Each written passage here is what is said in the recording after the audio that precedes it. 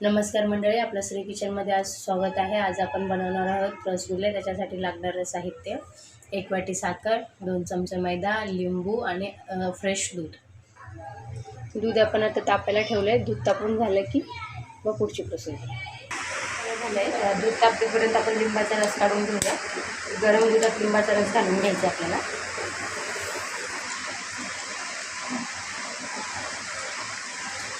झालं आपला लिंबाचा रस काढून आता हे गरम दुधात घालून घ्यायचं आहे।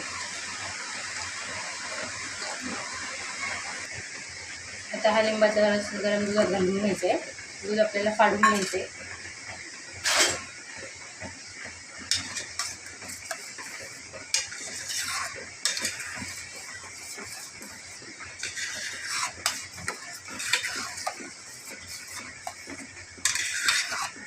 सगळं दूध फाटलं की आपल्याला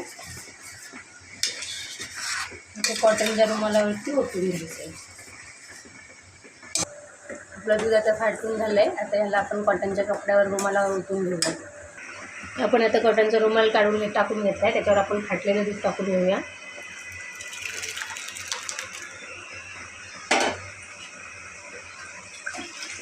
त्यावर थोडंसं पाणी घालून घ्यायचं आहे, कारण लिंबाचा आंबटपणा निघून गेला पाहिजे। एक मिनिट आपण पाणी काढून घेऊया पहिलं।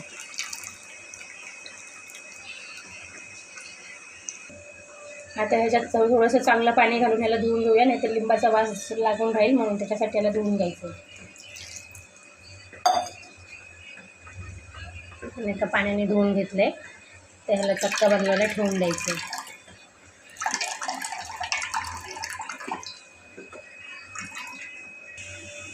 आपण आता हे धुवून घेतले, कॉटनच्या कपड्याला असं बांधून ठेवूया आणि याला पाणी काढायला तर अर्धा एक तास ठेवून घेऊया। ओझं ठेवायचं आहे पाणी काढायला ठेवायला। आपला चक्का रेडी झाला आहे। सगळं पाणी काढून घेतलं आहे। आता ह्याला आपण ताटात काढून घेऊया।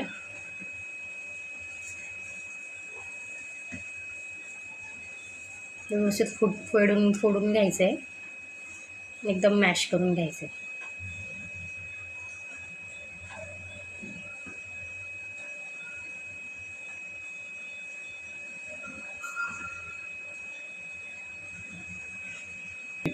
याला आता फोडून घेतले। याच्यात आपण 2 चमचे मैदा घालून घेऊया आणि याला व्यवस्थित मिक्स करून घेऊया। इथे असं मिक्स करून घ्यायचं, एकदम एकजीव करून घ्यायचं। ह्याला इथे गाणे प्रेस करायचं, एकदम एकजीव करायचं। जोपर्यंत सगळ्याचा एकजीव होत नाही तोपर्यंत त्याला मिक्स करत राहायचं, मैदा आणि चक्क्याला। आता आपण पाक बनवून घेऊया। तोपर्यंत ते गोळे बनवायच्या आधी एक अर्धा लिटर पाणी घालून त्याच्यात आपण जी 1 वाटी साखर काढली ती घालून घेऊया आणि ह्याचा पाक बनवू देऊया। ह्याच्यात तुम्ही थोडेसे केसरच्या काड्या पण घालू शकता। आता आपलं हे असं तयार झालं आहे। याला जेवढं तुम्ही मळून एकजीव करून घ्याल तेवढं करून घ्यायचं आहे। आता आपला गोळा झाला आहे, हे बघा गोळा व्हायला लागला आहे। असं गोळा व्हायला लागला की समजायचं आपलं पीठ व्यवस्थित मिक्स झालं आहे। आता आपण गोळे बनवून घेऊया। आपला पाक पण रेडी झाला असेल। मळताना फक्त ह्याने मळून घ्यायचं चांगलं। जेवढा तुम्ही एकजीव करून घ्याल तेवढं तुमच्यासाठी चांगलं, गुलाब तेवढेच रसगुल्ले चांगले येतात।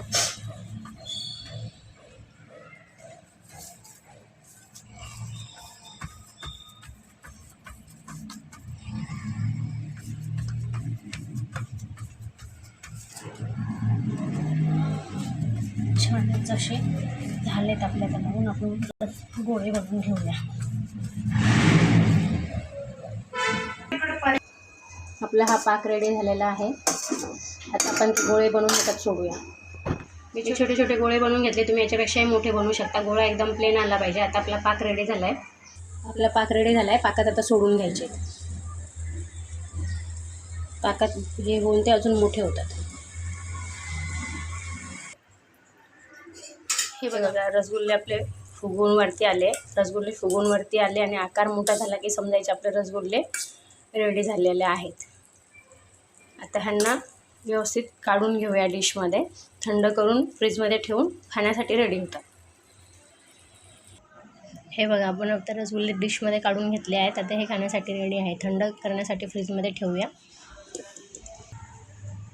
हे बघा, आपला एकदम रसगुल्ला स्पॉन्जी झालेला आहे. हे बघा, व्यवस्थित असा हे होतो आहे, एकदम स्पॉन्जिंग झाला आहे, रेडी झाला आहे. आता त्याला व्यवस्थित थंड करून आपण खाण्यासाठी थंड करून घेऊया फ्रीजमध्ये. ते थंड झालं की आपण फ्रीजमध्ये ठेवूया, म्हणजे आपले रसगुल्ले रेडी. हे बघा, एकदम स्पॉन्जी.